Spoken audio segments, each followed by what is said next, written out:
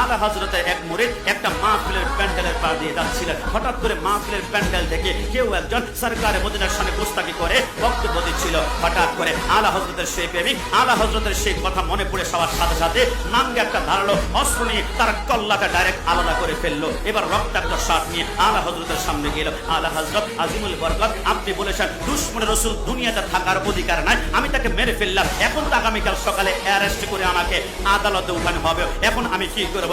আলা হযরত মুস্কি হেসে দিয়ে বললেন, টেনশন না নিয়ে বললেন, তুমি আগামীকাল অ্যারেস্ট করলে আদালতে নিলে যেখানে নিবে তুমি বলবে আমি কোনো মানুষ মারি নাই, আমি কোনো মানুষ মারি নাই। বলে কি বলেন, আমি তো মানুষ মেরে আসলাম। বলে আমার কথা তুমি বলবা মানুষ মারি নাই। এই কথা বলার পরে পরের দিন তাকে অ্যারেস্ট করা হলো। এবার আদালতে উঠানো হলো। আদালতের জজ সাহেবের সামনে উকিলটা যখন যারা করছিল সাথে সাথে ওই আসামি বলে, আল্লাহর কসম আমি কোনো মানুষ মারি নাই। বলে কি লক্ষ লক্ষ মানুষ সাক্ষী দিচ্ছে, না প্যান্ডেলে আমার সামনে মানুষ মেরেছে। আলা হযরতের প্রেমিক বলে আমি মানুষ মারি নাই। এবার জজ সাহেব বলল, তাহলে একটা কাজ করো, ময়না তদন্ত করার জন্য আগামীকাল কবরটা খোলা হবে, কবরের ভিতরে লাশ আছে কিনা, যদি লাশ থাকে তাহলে অবশ্যই তাকে পাশের কাছে ঝুলানো হবে। আলা হযরতের প্রেমিক চোখের পানি গুলা ছেড়ে দিল।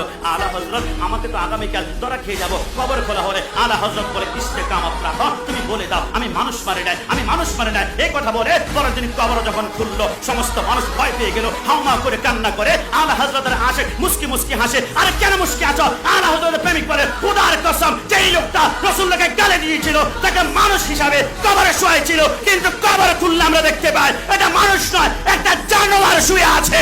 ডান হাত তুলে বলো ঠিক কিনা?